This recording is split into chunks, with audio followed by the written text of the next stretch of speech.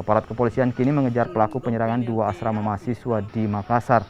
Pengejaran dilakukan setelah petugas mengantongi ciri-ciri pelaku yang diperoleh dari rekaman kamera pemantau di lokasi kejadian. Pelaku penyerangan akan ditindak tegas dan meminta warga dari 2 asrama tidak terprovokasi atas kejadian ini.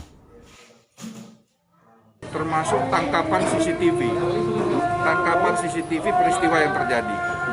Ini sedang kami analisis, sedang kami dalami. Mudah-mudahan tidak terlalu lama karena dari tangkapan CCTV, ciri-ciri pelaku ini sudah kami ketahui. Ciri-ciri pelaku kami sudah ketahui. Dan ini mudah-mudahan kami bisa segera ungkap. Benar Pak, ada belasan orang ya Pak informasinya? Bagaimana? Ada belasan orang informasinya di situ ya, CCTV?